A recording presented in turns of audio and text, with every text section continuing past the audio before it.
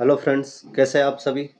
जैसे कि आप सभी को ज्ञात होगा कि जो राजस्थानी क्रम चयन बोर्ड है, उन्होंने अपना सीटी का नोटिफिकेशन आउट कर दिया है। सीटी यानी कि कॉमन एलिजिबल टेस्ट। तो इसके लिए आपको कुछ जो भी डिटेल्स है वो हम आपको देते हैं कि इसमें कब से फॉर्म स्टार्ट हो रहे हैं, कब तक चलेंगे और कौन कौन से पद आएंगे सीईटी में, जिनके लिए फिर आप सी अप्लाई कर पाएंगे। तो देखिए, जो सीईटी की फॉर्म स्टार्ट हो रहे हैं वो है 9 अगस्त से। 9 अगस्त से लेके और 7 सितंबर तक, 7 सितंबर तक इसके फॉर्म चलेंगे। तो काफ़ी टाइम है आपके पास, लगभग एक महीना मान लीजिए कि 9 अगस्त से 7 सितंबर तक आपके फॉर्म चलेंगे। तो आप इस बीच में इसको भर दीजिएगा।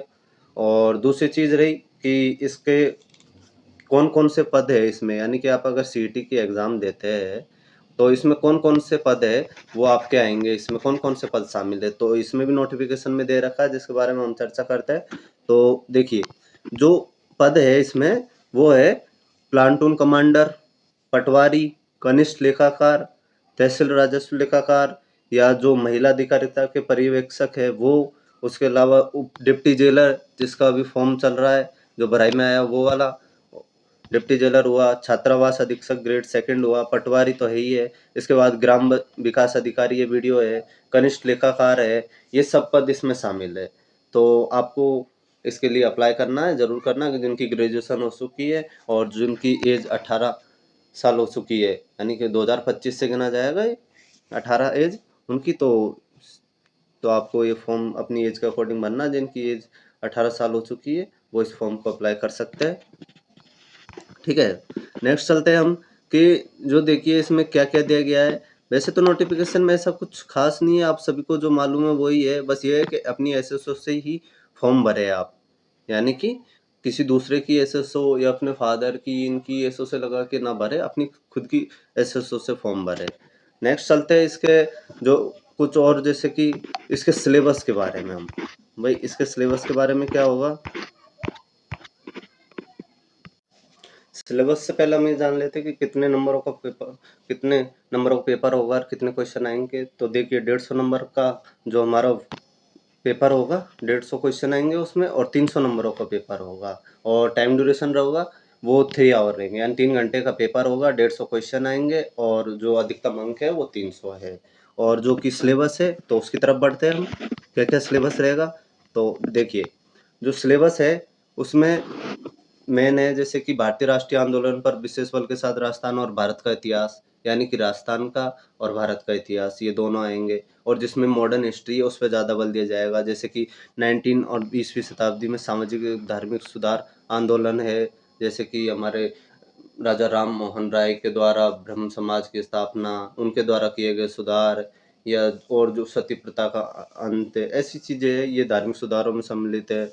जिसके बाद आएंगे कि जिन्होंने भारतीय स्वतंत्रता आंदोलन, जिनमें विभिन्न क्षेत्रों के योगदानकर्ता एवं उनका योगदान, यानी कि जो फ्रीडम फाइटर थे और उन्होंने क्या क्या योगदान दिया, कौन कौन से मूवमेंट चलाए, वो सब इसमें सम्मिलित है।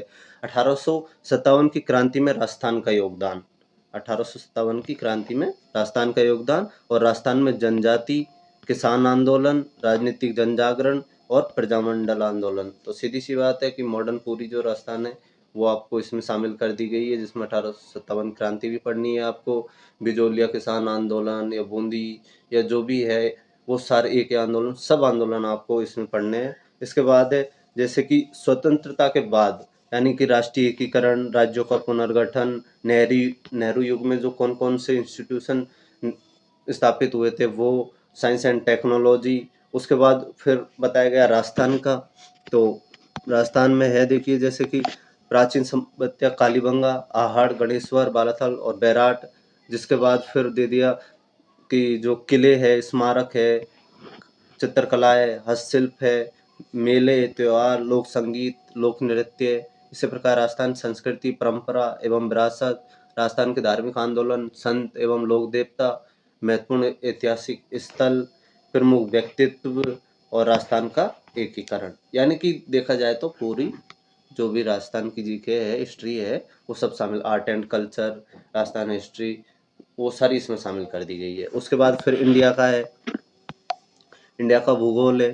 तो उसमें पर्वत, पठार, मरुस्थल एवं मैदान, जलवायु, मानसून, प्रमुख नदियाँ, बांधे, झील, वन्य जीव एवं जंतु एवं अभ्यारण्य, प्रमुख फसलें गेहूँ, चावल, कपास, गन्ना, चाय एवं कॉफी, प्रमुख खनिज लोयस, मैग्नीज, बॉक्साइट एवं अभ्रक। इस प्रकार प्रमुख उद्योग, औद्योगिक प्रदेश, राष्ट्रीय राजमार्ग, परिवहन के साधन एवं व्यापार। फिर राजस्थान का भूगोल आ जाएगा।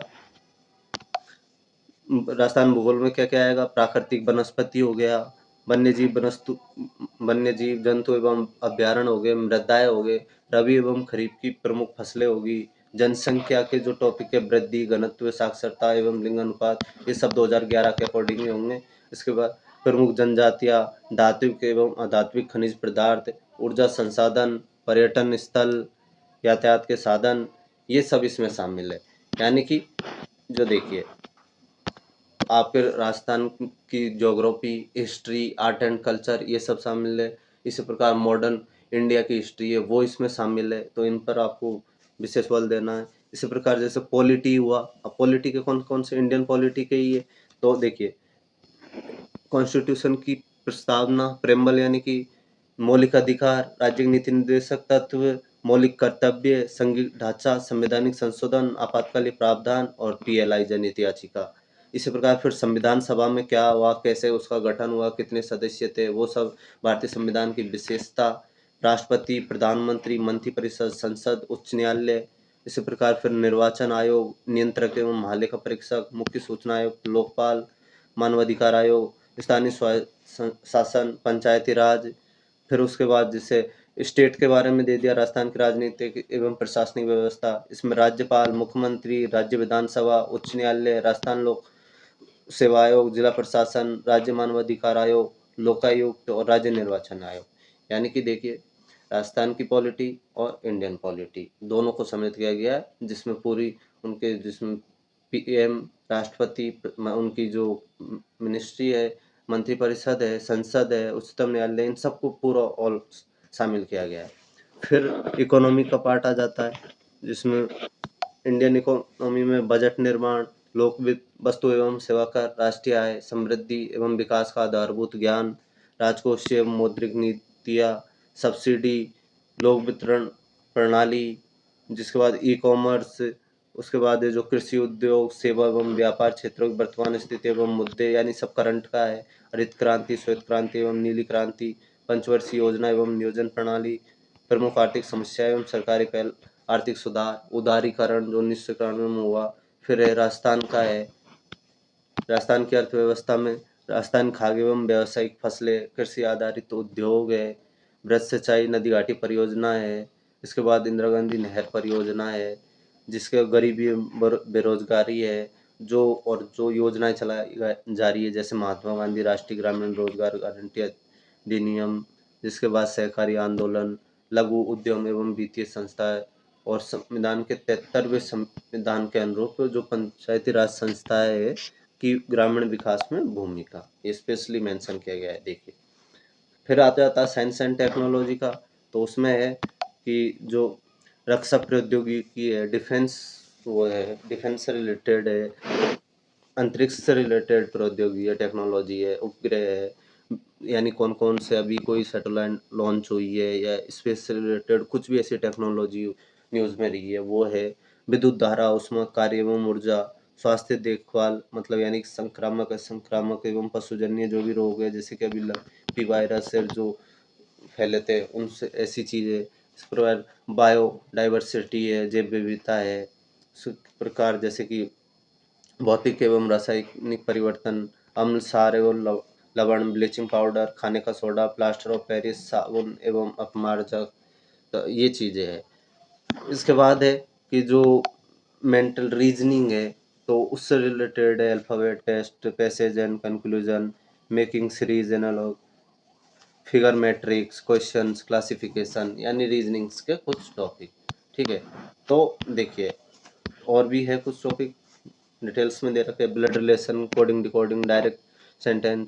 इसके बाद number, ranking and time square, making judgement है, परसेंटेज है, सिंपल कंपाउंड इंटरेस्ट है, प्रॉफिट एंड लॉस है, यानी कि मैथ के टॉपिक भी शामिल है और रीजनिंग के टॉपिक भी शामिल है, रेशियो प्रोपोर्शन है, एवरेज है, volume of sphere, cylinder, cube and कौन है। तो देखिए ये सब शामिल है। फिर उसके बाद आ जाता है सामान्य हिंदी।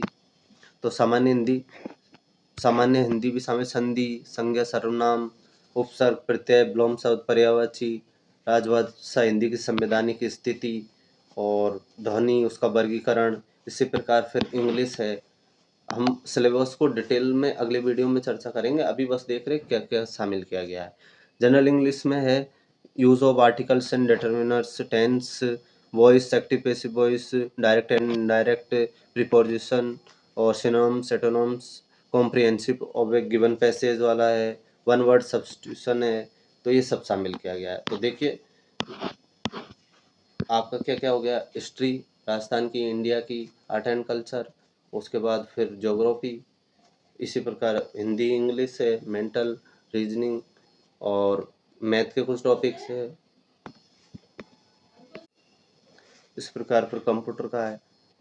कंप्यूटर में RAM, ROM, file system, input devices, software, operating system, MS Office क्या होते हैं, मतलब एक तरीके से आपको कंप्यूटर की बेसिक नॉलेज होनी चाहिए, बस ये है।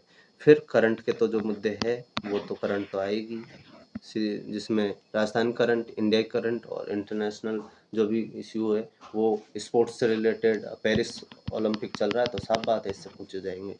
तो इस प्रकार है, आपको पूरा सिलेबस और नेक्स्ट वीडियो में हम डिस्कस कर देंगे। अभी बस एक बेसिक जानकारी दी है। 5 विकल्प होंगे, ABCDE अंकित रहेंगे। उसमें आपको नीले बॉल पेन से गहरा गोला लगाना है, सीधी सी बात है आपको। यानी कि इस बार जो ABCD 4 ऑप्शन की जगह वही 5 ऑप्शन रहेंगे आपके पास। और आपको मतलब इसमें ये देखिए जो नेगेटिव मार्किंग होगी वो आपकी 1/3 होगी। पिछली बार नेगेटिव मार्किंग नहीं थी, लेकिन इस बार आपकी नेगेटिव मार्किंग होगी। और आपने अगर कोई भी गोला, 5 ऑप्शन दिए जाएंगे ABCDE, उसमें से किसी भी गोले को नहीं भरा है तो आपके 10% प्रश्नों पर तक प्रत्येक प्रश्न के 1/3 अंक घटाए जाएंगे सीधी सी। यानी कि अगर आपको आंसर नहीं देना किसी क्वेश्चन तो भी आपको वो E वाला ऑप्शन रहेगा वो भरना है आपको, ठीक है, वो तो आपको भरना ही पड़ेगा। तो इस प्रकार है कि इस बार नेगेटिव मार्किंग भी की गई है। और बाकी की और डिटेल के लिए आप जो भी इनकी वेबसाइट है उसको आप विजिट करते रहेंगे। तो देखिए एक बेसिक हमने बेसिक जानकारी ली इसके बारे में कि कितने का पेपर होगा, क्या क्या सिलेबस आएगा। बाकी और सिलेबस पे हम जो स्पेसिफिक वीडियो है वो नेक्स्ट वीडियो में बनाएंगे। तो ठीक है, आपको एक अंदाज़ा हो ही गया होगा कि 9 अगस्त से स्टार्ट है इसके फॉर्म, 7 सितंबर तक चलेंगे।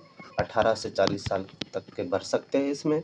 आपकी एज होगी वो 1 जनवरी 2025 से 18 साल हो जानी चाहिए, ठीक है। धन्यवाद, थैंक यू।